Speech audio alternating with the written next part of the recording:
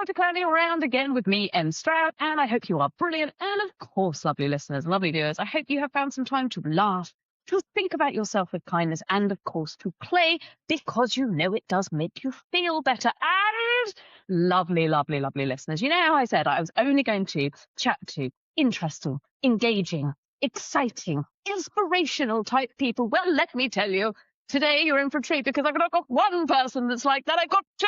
They come together. It's very exciting. So, without further ado, we're going to be clowning around. We're going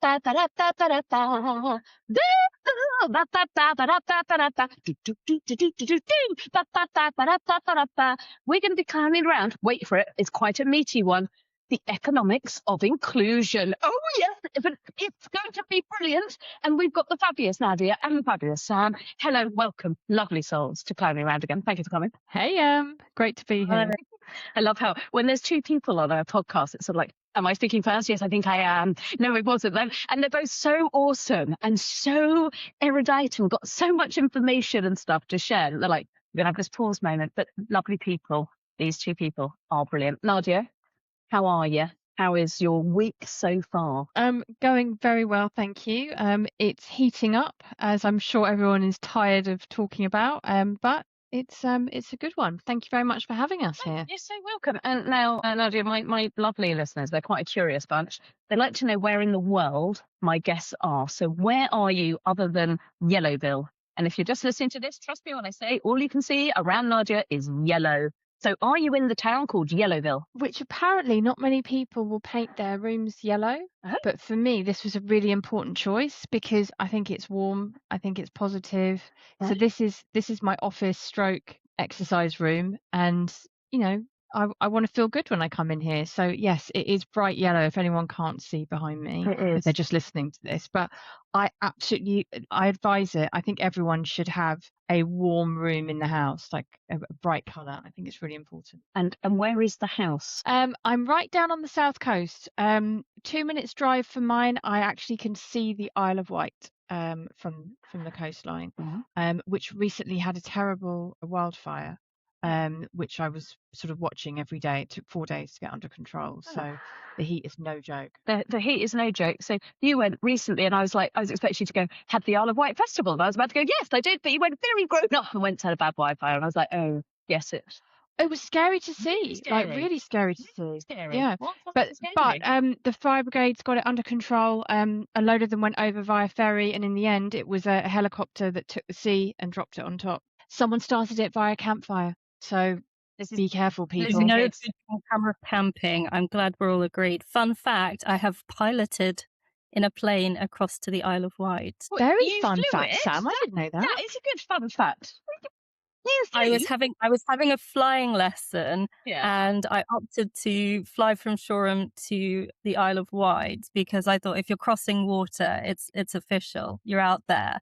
But it was only when we got there I told the pilot that I'd flown blind by instrument, because you've met me, Nadia. Obviously, we see each other all the time. I appear quite tall. Yes. And yet 2/3 of that is leg. So when I sit down, I'm the same height as my mother, who is 5'2", and he didn't give me a booster seat. So I was in the cockpit and I couldn't see over the dashboard. And I didn't want to panic anyone, including myself. So I thought, you know what? I can see an instrument here that looks like it's the horizon level. I'm just going to focus on that. And I did. And it was only when we came into land, I could see everything he could see the whole flight.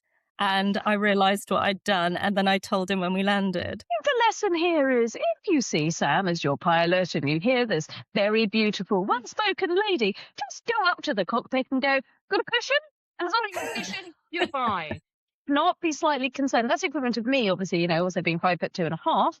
And that's me fully tall. You know, sometimes I stand behind a lectern and I realise people can only see my quiff and my glasses. And so that's one of the reasons that I'd never really stand behind lecterns. So Sam, when you're now grounded, which you are, because you're not flying right now, don't worry, it's safe, everybody. We've got the podcast. Everyone's safe and grounded. Where in the world are you today, lovely? I'm in London, so I'm in southeast London. Okay. So for those of you who don't have fantastic London nav, in the borough of Greenwich, so near the O2, near the Cutty Sark, near the Meridian Line, all of that good stuff. So where time began is near where Sam lives. Exactly. Yeah. You see, this is the level of guests that I get on Family Round again. See, people that create yellow rooms and people that fly without being able to see where they're going. I mean, it's perfect. And what more could we want when we are going to be discussing, again, the economics of inclusion? Oh, can't wait, because I'm not entirely sure I know exactly what all of that means, but I know I'm going to learn, which is the whole point of the pod.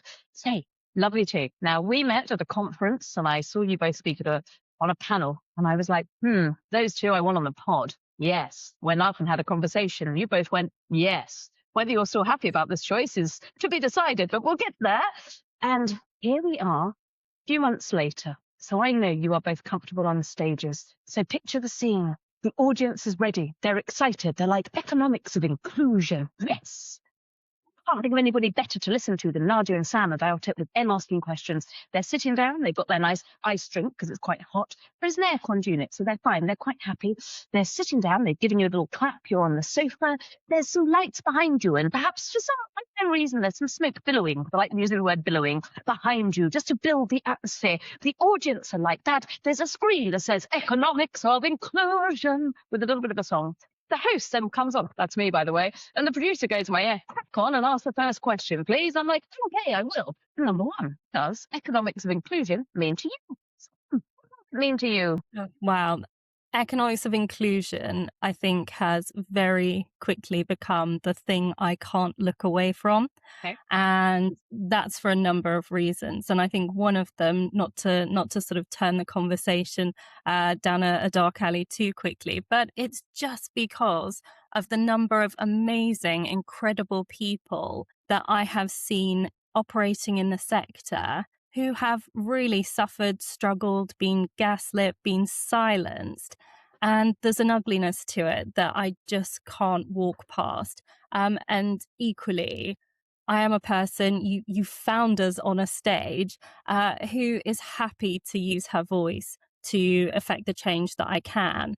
And so really just trying to get under the skin of what was happening in the sector, why, and what we could do about it was just something that became a personal mission. So that's what the economics of inclusion means to me. I love that. And I think it's really important, sort of all joking aside, that personal passion and that personal care when you're just thinking in the scope of what's going on in the world at the moment. It's that thing about making sure that voices are heard and that we hear across lots of different communities, different backgrounds, because that's actually what makes us human. Even though a big orange man might not believe in it, strangely enough, when we're actually inclusion, things are more profitable. I don't know. I mean, imagine this, and people actually prefer it. I mean, Nadia, what does it mean to you? So I think it's really important to hear your viewpoint as well. I really enjoy your response to that, particularly the big orange man. I think it's the best way to frame him. Best way. I completely agree with Sam. One way of describing Sam is she'll always say the quiet part out loud, the things that people are afraid to face up front. And I think that's what sort of brought us together. So we both worked in the financial services sector for many years. Sam is a very well-known professional, and myself as a supporter of the industry through my recruitment work that I've done for 22 years. So it sort of brought us together because in recruitment, you see what truly is unfair day in, day out by who gets hired, who gets fired, who gets promoted, who doesn't. So anything that was ever gut feel by anyone, I can give you full visibility of what's happening to thousands upon thousands of people. And the reason why we call this the economics of inclusion is because 5 years ago, 10 years ago, the conversation around exclusion in the industry, who wasn't getting a fair chance to a job, to a promotion, to lead a project, to even speak in a meeting. How dare we ask for such a thing, right? Even when we were talking about all of that a few years back, the conversation was, why isn't this number one on the agenda? Why is it all the way down the bottom? Why is it on the peripheral? And now, why isn't it on the agenda at all? Why are we no longer talking about this? And that's why whenever Sam introduces herself, says, I say the quiet part out loud, I always think, yes, you do, because that's the work that we're doing. The things that people are saying, oh, it'll be okay. Inclusion, we'll come back to that later. No, what that is doing to thousands upon thousands of people and their careers and their livelihoods just simply isn't fair. And what we have been doing recently is putting together lots of articles, lots of research to show the world that this is exactly what we're calling it, the economics of inclusion. It shouldn't be on the peripheral. It's not a luxury item. This is core to the survival of a sector and the survival of many people within that. And actually, I'll pull back on that. Not many people, all people within the sector. Oh. I'm going to stop now, because otherwise we're I going was into there. like I was like, 5 she's hours. in it. This is good. This is why we're here. But it's so interesting to say, because over time, and because of where we are with Big Orange Man, those words, and and as you know, I don't only work with the financial services sector. I've worked across all sectors, all humans, and it is fascinating across all sectors. It's like, well, we'll just put away that inclusion thing. We'll just put away the DE&I. We want you to come in, but we're not quite sure how you're going to fit. Yes, we'll have a pride thing, or yes, we'll have this, and it's just like, actually, unless we make it a business case for these things, these are the things that will fall away. So although, economics for inclusion might seem a bit grandiose, that's the only way that it carries on being at the forefront, because actually shareholders, bosses, it's all about KPIs and outcomes and profit, sadly.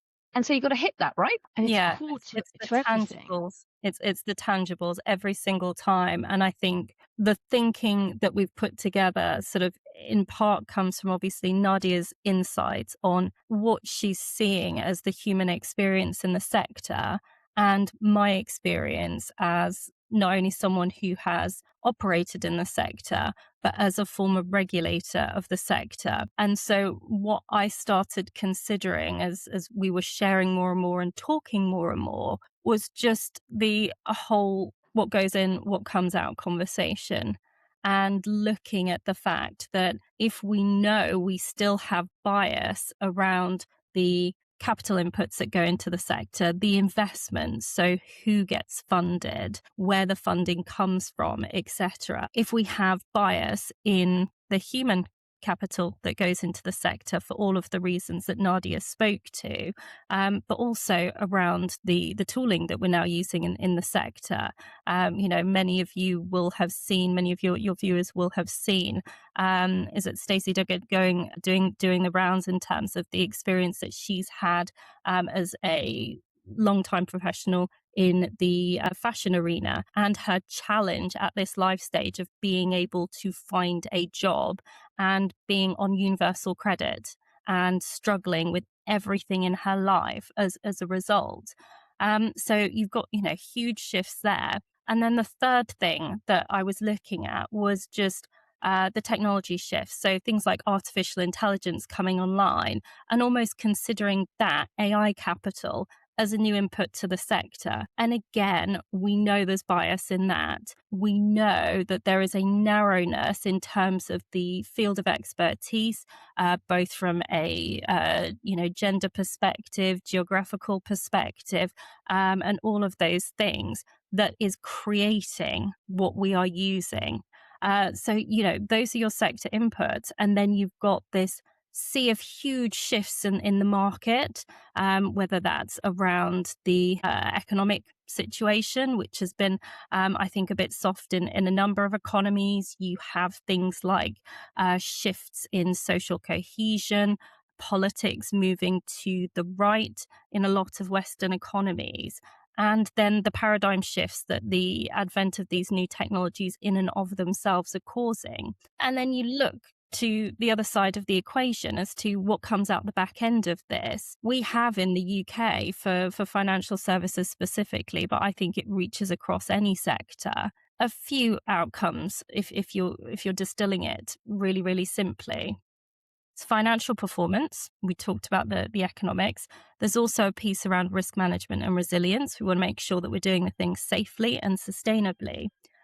And then there's well-being for the consumers. the people that we're doing all of this for. And so the question then really became, if we know there's a sea of bias in the inputs, if we know so much in terms of the environment at the moment is pulling us from a behaviors and acceptable behaviors, I should say, perspective away from the good path, how do we get to those outcomes? Are we even structurally and culturally able to deliver on that? And just really looking at how we edge into that conversation in a way that isn't us almost looking at it as women's instituting our way to a good outcome. It's professionalizing that conversation into bottom line risk management. And are you serving your customers and making their lives better? I mean, it's almost like you've done research and know this. I mean, it's almost like you thought about this quite a lot from that answer. I love it. The audience are giving you a clap, and we're moving on to question number 2. And this is going to be a one-word answer for both of you, okay? I know. If the economics of inclusion was a country, what country would it be? Can be a made-up one, remember, because this is counting around. So if the economics of inclusion was a country, what country would it be? Nadia? Yeah. So I'm any questions about countries right now, because we've just finished the World Cup, I'm going to say Norway. Oh, yes. Even if that's not the exact answer we're looking for, purely because I've learned loads about Norway through the World Cup, and mind you, I am not I don't watch football. It's not something that gets me excited. But wow, I loved everything about that player. Erling Haaland is his name. Oh wow, you really what are a guy, girl, are you? Yeah. What a guy. I'm not, but I need to be. Yes. My son is very much into football. He's only 5, so I need to get with the program you can now. be educated by your friendly lesbian here who does tick the stereotype of course, I'm obsessed by football and most other sports. So yes, Norway for you. Sam, what would be your country if it was to be one? What country? Yeah, so not to cop out and follow suit, but I'd gone for a region and I'd picked Scandinavia for exactly the same reason. They're good, right? And the thing is that, it's, so from my world, one of the things is like, strangely enough, who have the happiest people? People in Scandinavia consistently have that. Oh, why do you think that might be? Because they let their kids carry on playing until the age of 7, for example. They encourage playing all the way through their education. Strangely enough, they're happy. Strangely enough, they're more inclusive. Strangely enough, they actually make loads of money. So economics of inclusion, not to say that we're smashing it out of the park, but yes, we are. Question number 3. The audience are loving it. They're like, they're amazing. What song is the economics of inclusion? I feel like I need to call it EOI, but I'm not going to do that. Yeah, EOI. Then it starts sounding like nursery rhyme. I know it does EOI, but it's not. This is grown up stuff, kids. Yes. So what song, Sam? Go. Okay, so mine was going to be Gwen Stefani, What Are You Waiting For? And here's Lee just hearing the tick tock, tick tock, tick tock, tick tock. What you waiting for? I love that, and that will go on the Spotify playlist of Planning Around. I cannot believe I don't have a Gwen Stefani song on there, even though there's a plus 350. That's almost a travesty. So I'm glad I've resolved this for you. Thank you, Sam. I love that. Nadia, what's the song for you? Salt and Pepper, Push It. I love the fact that we've both gone with really strong acts, strong female acts there. Also going to be added to it. I love it. And Push It, random tangent story here, was the second song that I ever bought on vinyl. And I think I wasn't very old, I want to say 11, 12. And I had 2 vinyl and they didn't go together, but I genuinely thought I was mixing. So I was mixing Push It by Salt and Pepper with Genesis, No Son of Mine. They didn't go, but my word, do I remember it. That's ambitious. He's no son of mine. My 12-year-old self. Thank you for reminding me of that. That is a memory. I must admit, I didn't think I was going to be sharing today, but that is how awesome you two are. So yeah, you love it. And who makes you think of the economics of inclusion? Nadia, who makes you think of it? Sam. And all the work that we do. The big orange guy. Like what? Yeah. Like what a mess. What a mess. Yeah. Sam? Oh my goodness. This one's really hard. Yeah, at the moment, I'm not even going to lie, it is Nadia because we're neck deep in editing a journal article. I have the RSI and the wrist brace to prove it. So yeah, I'm going with someone close to home. I like that, and I think it's completely fair. And I think for me, when I really think about it, and I was thinking about somebody that's really made a tangible difference, and she's a friend of mine, and she was the ex-chair of Stonewall, and she's also a lawyer, etc. And it's amazing. It's called Kat, and she has pushed so much in terms of economic shifts, but coming from an inclusive perspective. And so, not that I normally answer my own questions, but I wanted to give a shout out to Kat, who is the ex-chair of Yeah, love Stonewall, that. because she genuinely did some unbelievably awesome things, and has push the dial, as people like to say. I don't know who those people are, and I don't know who the dial is, but she definitely did it, which is brilliant. If the economics of inclusion was an object, what object would it be? I love the fact you're both so deep into research. You're like, hang on a minute, she's asking quite obscure questions. Ask me about data, fine. What object, Sam? Objects. I'm going to fast pass to Nadia on this Nice. one Good work. and come back in a Nice second. work. I love that. Fast pass. Okay, I'm just going to say things I see. Go. A lava In lamp. the yellow room. In the yellow room, there is a lava lamp. I think we're all getting an idea of Nadia, aren't we? It's like it's a yellow room. It's an office and an exercise, and it's quite spiritual, and she does stuff. A lava lamp. I like it because let's hear this. It's just amazing. Because it's amazing. I've moved away from the question altogether, and I love my gold lava lamp. We said we'd go rogue, so I love it. And the thing is that as somebody, for me, the reason the lava lamp wood actually symbolizes is it changes, it surprises us, it actually has to have energy to it, it has to have attention paid to it. And actually, when you do it, you can light up any room. Yes, you can light up any room. It is so different to everything else in this room, Right. but wow, it adds to everything in this room. I mean, and isn't that what inclusion's all about, Isn't people? it? Now, I know you might not have been needing an object for a branding thing that you hadn't needed, but I think you've just found it. Yeah. It's like moving forward. I can't believe you pulled that out of the bag. And there is me trying to look in the background on my shelves to see what inspirational item is there. I would say, what is it? I would say it's like a travel ticket. And I say this because I'm a big traveler, and I have next to me, let me see if I can put it up on the screen. This is what sits next to me when I'm working every day. Good shout. I like that. And if you're not watching it, it says Love them. Probably need a trip. And the reason why I say it's like a travel ticket is because for me, from the very first moment I got my passport and exited these shores, the world opened up my mindset, my thinking in ways that I don't think I realized at the time. But now I see how much I benefited from it. And that's where I think the economics of inclusion is. It's something that you could say we could do without it, but actually I would be far, far less, rich from a cultural perspective and a cognitive perspective without it. And I think there's real weight in that. And I think in a world that is at the moment so divided and so divisive, and are you this side, are you that side, is it black, is it white, is it Brexit, non-Brexit, etc., right?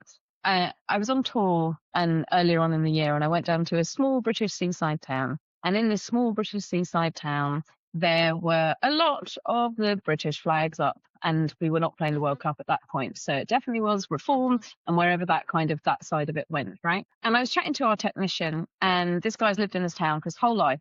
He's an artist as well as a techie guy, probably in his 60s, I reckon, or late 50s, early 60s. And I said, what's it like here? And this town was, this theatre was the beating heart. It was a proper regional, old school theatre. And he said, the challenge of the town right now is like, my mum has always been, his words, a little bit racist. She's always been a little bit racist. The problem is now if you look around, that little bit of racist is now really overt. And the reason it's really overt was he said about 10, 15 years ago, he said sort of probably since 2012, right?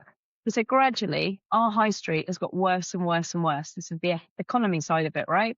He's like, it's got worse and worse. And all you see on this street, he said it's the theatre, and then there's betting shops and charity shops and vape shops, and that's it. And so this little bit of racist that his mum had, right? He was like, now her quality of life and her peers' quality of life has just gone down and down and down. And because she's always been a little bit racist, now with lots of things stoked into the fan, that little bit of racist that kind of stayed within her own little bubble, but she still had a good quality of life, has now become massive.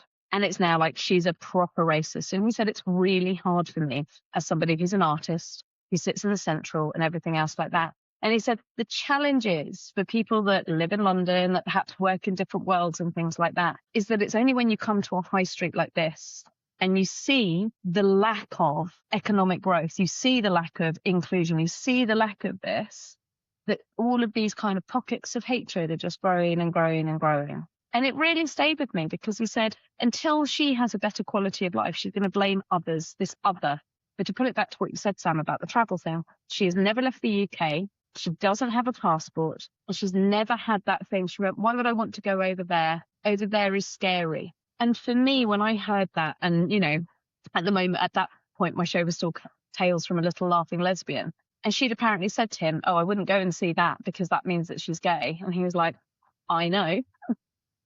It's this thing. And this is why, yes, on a bigger scale in terms of business and the sectors that you two both, you know, finance that you play in, there is a massive need. But actually, when you pull it back down, there is a woman in her 80s, lives in a seaside town, who, because of the challenges, because we haven't looked at the economy properly, she is now becoming less and less inclusive. And so therefore, there's more and more fall apart.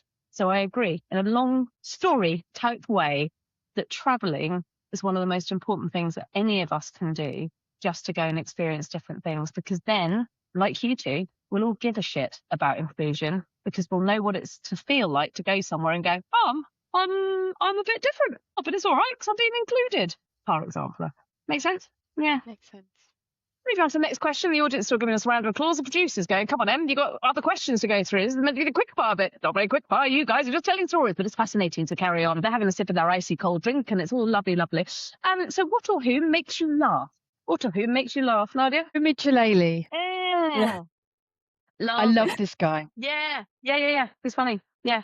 I Like, don't tell me anything negative about him. I don't want to know. I've seen him 3 times. Yep.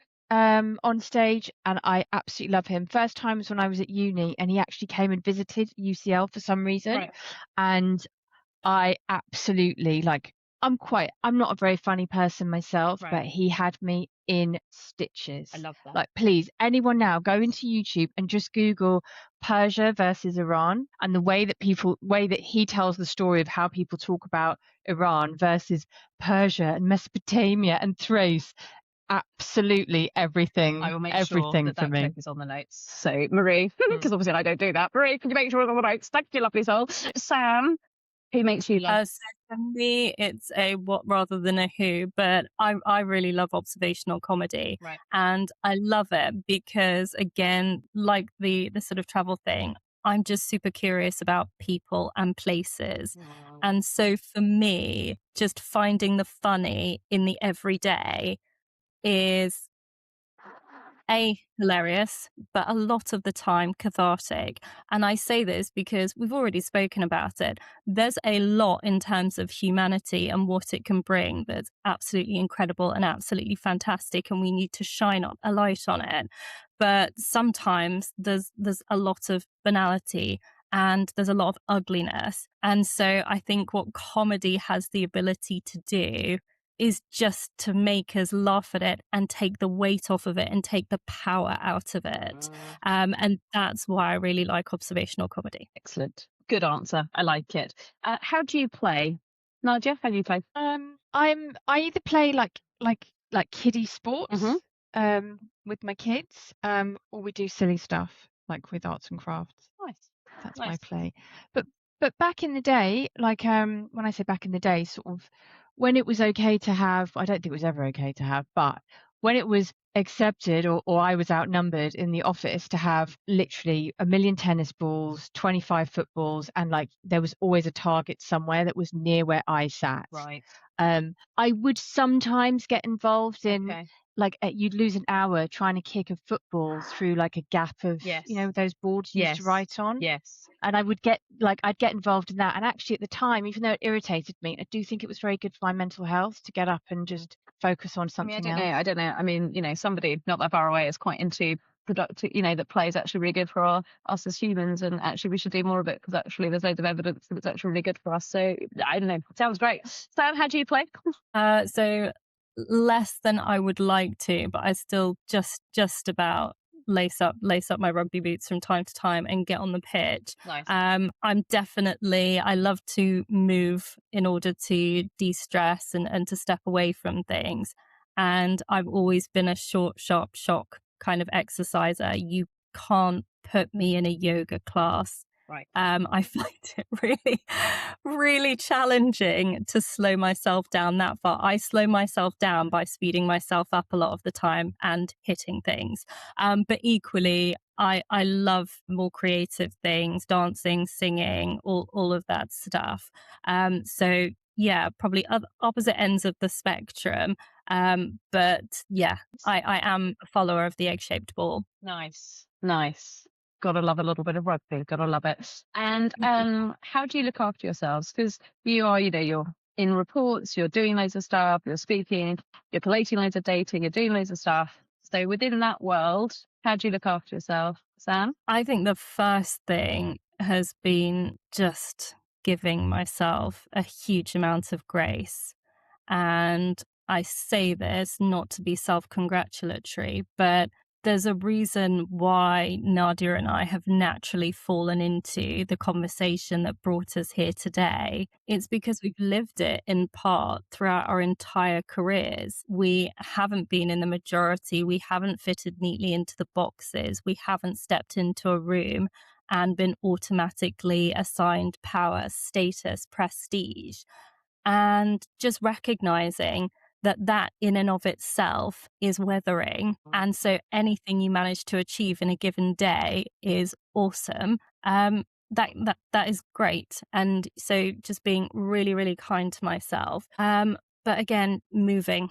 Nice. I think if ever I've been injured throughout my playing career, that's where I've really struggled. Right. Because not having that ability to just get the endorphins running through exercise just takes something away from me.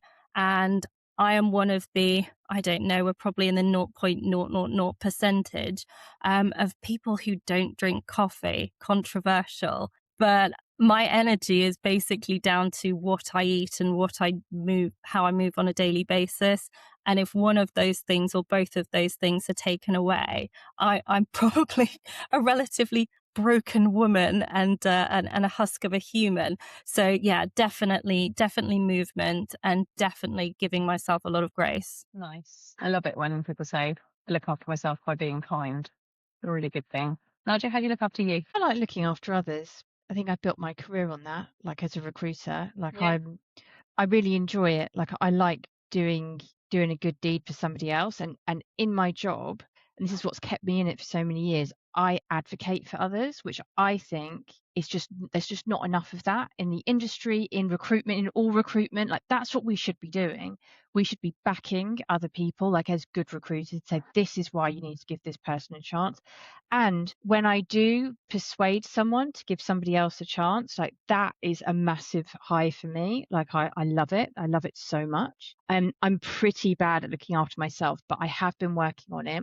I've been working on like saying no, and that's really tough for me. Well done. But like saying no without then over explaining why I can't do something. I'm one of those. It is. No is a complete sentence. Right.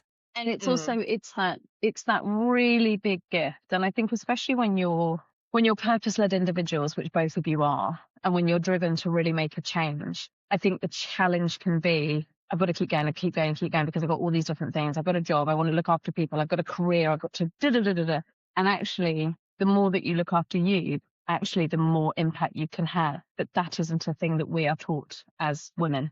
we're taught just carry on, be the caregivers, look after everybody else, etc. And it's definitely something I got a lot better at, but still work in progress, because we're all just works in progress, aren't we? We're all just works in progress.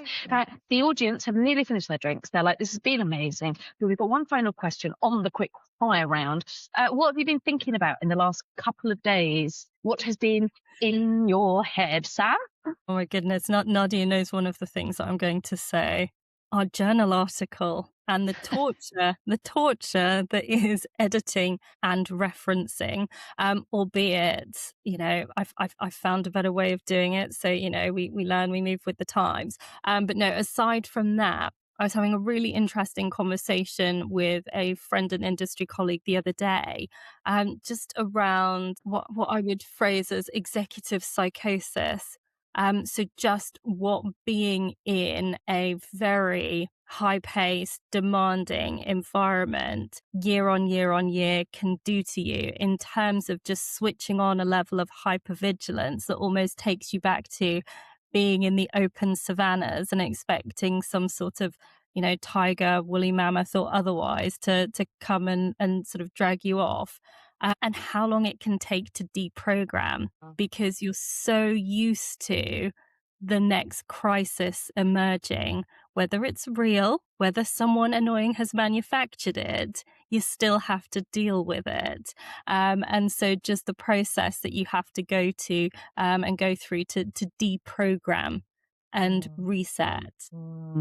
Yeah, I really hear you. And having been lucky enough to have worked with lots of people who have left very big corporate jobs or sold businesses and things like that, that shift when you then stop, I think is quite often the thing that people go, oh, there is nothing coming, because maybe they've got a 3-month sabbatical, or maybe they're actually, changing and shifting and maybe moving into creativity, whatever it might be. And you're right, there's a definite thing of what goes on and what do we accept as our norm, and then what actually is okay and what's not okay. Gosh, there are so many doors and rabbit holes that you take me down, you two. Nadia, what have you been thinking about the last couple of days? Okay, this could sound weird, right? But it's I just can't get it out of my mind, and I hope it doesn't stick in everybody else's. Jamie Dimon, CEO of JP Morgan, like every time I see a short of him slapping the table and, getting all emotional about, everyone must be in the office or whatever it is, I start seeing him like, imagine if he was a woman saying this.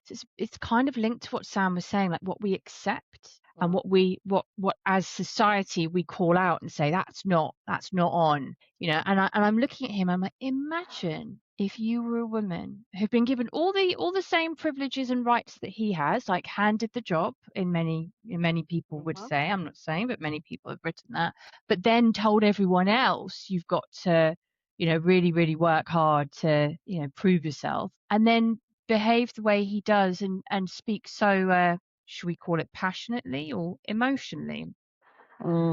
It's it can take you down a massive rabbit hole, and then do that with other leaders that we all stand there. See, I've got you now, Em, because you do that. Clap, I've just done it on your show. But all those people that stand there go, yes, that's so right. And now, like, just change that into a different person, right? Would it be? I love that. And everyone's going to be like, oh no, that's so true. And it's the same thing as like with that, the sort of the tech bros of the US who were just like, yeah, you just got to work. Yeah, it's like, get up at 5, do this, exercise, only eat oats, then live in a bubble, and then do that. And you're just like, do you have children?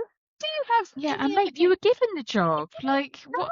Yeah. No, they do. The whole thing with the broligarchy was that they were all recommending that they needed to get married by the time they were 25 because they needed to have a wife to take care of the children. Yes, of course. And now, thank goodness that has now been said to the half, because otherwise they wouldn't have been able to carry on living their own lives in the way they do. Anyway, let's move on from them, because we don't need to talk about them. The audience have now just given you a massive round of applause. They've now disappeared. The smoke has stopped billowing behind and everything, and we're back in London, and indeed near the Isle of Wight in our yellow room, and we're just here. There are so many things that I could ask you, but I'm aware of your time and of course my good listeners' time. But I have one final question for you both. If you could wave a magic wand, and we're 5 years from now, so that is terrifyingly 2031, which does sound like a future film, but it's not. It's actually very close. What would you like to have seen that's changed Nadia? Yeah, I'll go first because I'm really excited about this answer. Just simply us all being positive and wanting to hear somebody else's point of view. You know how we're all so cancelly right now? No, that's not right. That's not right. No, I want to hear a different point of view. Tell me where I may have got a gap here or got something wrong. Like, help me be better. And we're just not like that at the moment in everything, on social media, on anything you read online. Like, I would love that to be different. I love that. Sam? So the thing that I always lean towards is what happens, where do we get to when we've actually done the hard work, we've made the structural changes that prevent the systemic lockout of so many people from so many different things. And it's the underrepresented being able to be absolutely average at whatever it is they choose to do, and there be no negative consequences. We started this offline, I think, talking about James Blunt. Yeah, you couldn't paint him a different color. Yeah. And yet in 2031 that might be possible. I love it. I knew I would love talking to you guys. I must be honest. When we decided it was going to be the economics of inclusion, I was like, that is a big title for a podcast called Planning Around. But can I just say, I think we've handled it delightfully and brilliantly. And how can people find and follow you and read this report that you've been working on? Where do they go? Nadia, where do they go? LinkedIn for me. Okay. Yeah, and I will respond immediately. Always on there. I mean, immediately, but with boundaries, because she is also learning to say no. So absolutely, I should say no. She will be responding, but in a sort of time bounded time. So you'll see that she's on it for an hour. Absolutely, excellent, very good. Yeah. where can people find? Also LinkedIn, and just to stay consistent, if I haven't responded to you, I'll be very kind to myself about it. I mean, listen to this. We are living, breathing examples of growth, even during the podcast. It's like, look at us magic things. I just want to say thank you so much for coming on Planning Around again. I have loved having you both on and listening to your wisdom, your wit, and your sparkiness. And I am cheering you on with all that you do. And so I look forward to my audience to get to know a little bit more about you and your fabulous world. So thank you both so much for coming on the pod. Thanks, Sam. Thank you so much for having us. It's been brilliant. Economics of inclusion. I've got to be honest. When that was the title that they suggested, I did go, I think title. But how good were they? I hope that you enjoyed that. I hope it got you thinking a little bit about inclusion and why it matters. And obviously they're looking at it because they're now sort of going, no, we need to carry on looking at this because it will have an economic impact. And they both play very much in the financial sector that, it affects all of us, how inclusive or not inclusive the world is. And it's just that thing, we have all gone into places and we might be walking in to, let's just say, a pub, and it's a local pub. And we walk into that pub and everybody else knows each other. There's that moment where you go, I'm an outsider. Am I included or not? We've all had those moments where we've been that outsider. And for those people that are not white, that happens on more frequency in our country. And I just think it's really important that we carry on, not for the sake of flag waving, but we carry on having conversation, doing stuff where we all come together, we get a bit curious about one another, and we're just kind. Because at the moment, the world feels like it's a pretty unkind place in many ways. And if there's somebody that has a different viewpoint to you, maybe just get curious about why they have a different viewpoint as opposed to they're wrong and I'm right. Maybe just take this podcast as your little reminder to go, what judgments have I made? Because we all do it. We're human, right? And maybe it's just time for us all just to meet other people with a little bit more kindness and a little bit more hope. And if we all do that, well, the world will be a better place, won't it? Thanks again for listening to Planning Around with me and Stroud. Do like, subscribe, do all those things. Tell your friends, tell your family, tell people that you don't like, who you think might benefit it because you've gone, I don't like you, but I'm curious about why I don't like you. So I'm going to tell you about this podcast. Do it. All people are welcome here. You've been brilliant. Thank you so much for listening. I've got some amazing guests lined up. Do stay around. Chat soon. Oh, and of course, make sure you laugh, think with kindness and play, because it makes us feel better.